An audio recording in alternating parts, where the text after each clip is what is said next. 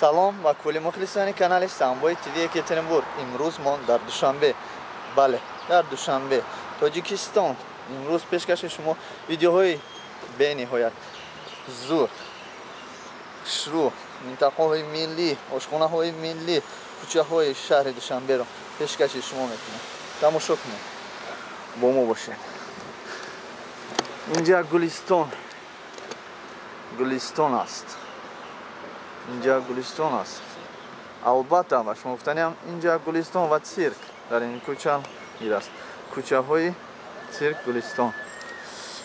Samsung Galaxy, дорухона, Билайн, Дирам, гӯшт.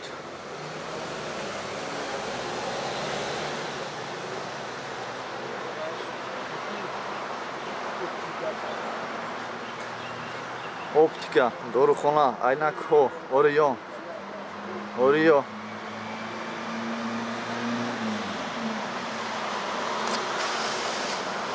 Албатта мо кӯшиш мекунем ки ба касе халал нарасонем. Ва касе намехоҳад ки худро дар навор бинад. Албатта мо аз ин чиз худи мо зид ҳастем. Намехоҳем ки касе ки нахоҳад худро дар сайди интернетӣ бинад. Салом алейкум. Хуб ҳастӣ? Дорухона, шоҳдӣ, либосҳои мардона, Матин, аз фирмаи Матин, мужской одежда. Ин ҳаст кӯчаи Гулистон. Наздики цирк. Албатта мо ба пурагӣ ба навор мегирем. Боз шуморо бо цирки давлати шаҳри Душанбе шинос мекунем. Магазини Фарух, Атриот, Шамс, аптека, дорухона, шаурма. Салом алейкум. Кошонаи Ҳусон. мухлисони канали Самбои ТВ Екатеринбург, мо намехоҳем ки яке аз инҳоро ном нагирем ва яке аз инҳоро мо ба навор нагирем. Албатта ҳама инҳоро мо мехоҳем ки ба навор гирем ва пешкаши шумо кунем. дорухона, евалар, туфаҳо, ясмин, суруш, либосҳои мардона.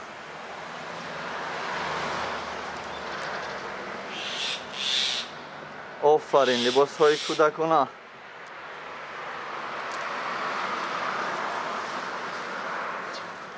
магазини Дилпур, мағоза. Албатта кӯмаки мо ба касе лозим меояд. терминал. ёрдамчиам? зуд назанед ки мешиканад. аз яде.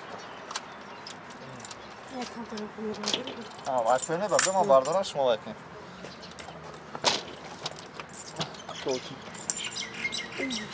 Дигар шумо дошта истем ма?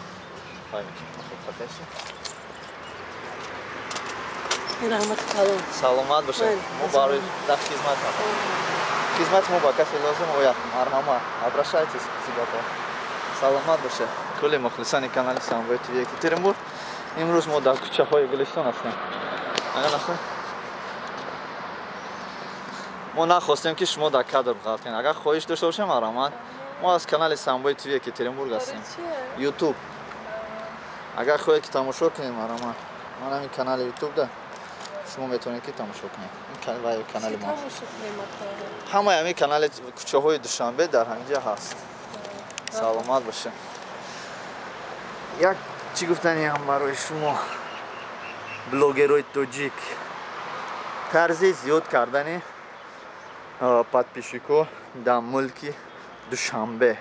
дидед ки чӣ хел мардум албатта мехоҳанд ки як чи навигарӣ, як чи навс аз худи Душанбе бинанд дар телевизор ёки дар сайтҳои интернетӣ ва талабгор ҳастанд, мехоҳанд бинанд. мо албатта пешкаши онҳо мекунем ки имсол соли турист саёҳат аст. ҳама кӯчаҳоро ба навор мегирем ва пешкаши мардум мекунем.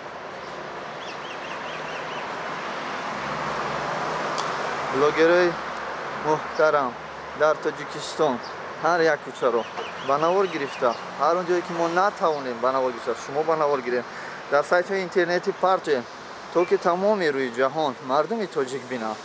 ба ғайр аз мардуми тоҷик, мардуми хориҷ бинанд ки Тоҷикистон мо чӣ хел зебо, озода, чӣ хел тоза.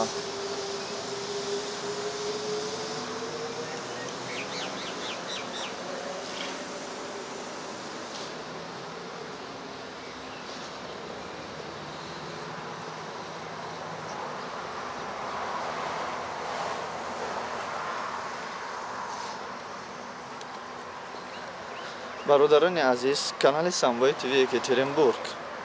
Ман ҳастам Парвиз. Имрӯз дар Душанбе кӯчаҳои шаҳри Душанберо ба навор гирифта пешкаши шумо мекунам.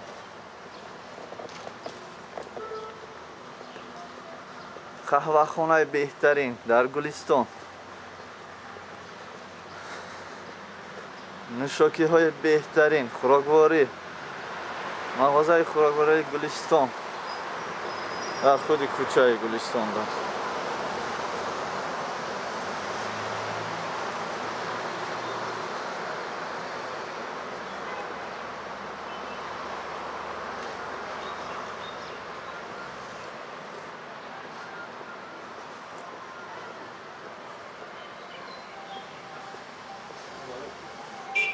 وعلیکم السلام. سلام علیکم. سالی برادر سلامت خوب. شکرانه خدا. سوزه. سوز رام. ما تلویزیون کانال سامبوی تیوی Екатеринбургем برادر. сайт اینترنتی. сайт اینترنتی. ما شهر Екатеринбург اومدیم. برای خاص خبری نه؟ اوه، این کانال ما یوتیوب دا. شما میتونید در کانال ما مثلا کوچه‌های شهر دوشنبه و نفرانی که در شهر Екатеринбурg زندگی میکنن جشن ملی میشود و نوروزی و یا همه این چیزا رو میتونید در کانال ما تماشا کنید. تمام باشین برادر عزیز. چطوری که گفتیم برادران عزیز، البته ما پیوهر مخلصان کانال سامبوی تیوی Екатеринбурg و مخلصان یوتیوب رو به خود جلب میکنیم در شهر دوشنبه.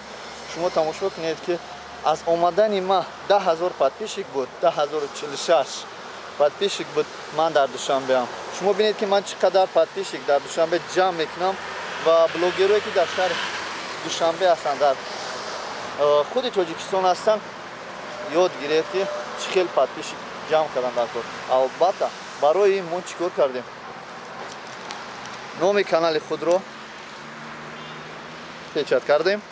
البته دانک لینک و مخلصانی که خواهشمند تماشا کردن سایت اینترنتی ما هست، ما چیکار میکنیم؟ با هر کدوم اونها یک تایی میتیم و در هر کجا میچسبونیم تا که مردم بینن کانال ما را در کانال ما подписаться کنن. سلام علیکم کل مخلصان کانال سامبوی تیوی Екатеринбурg. این من بودم در کوچه گلستان. مغازین های گلستان رو پیشکش شما کردم. اگر با شما معقول باشد یا یک روز با این کوچه آمده باشه، کلاس رو فراموش نکنید.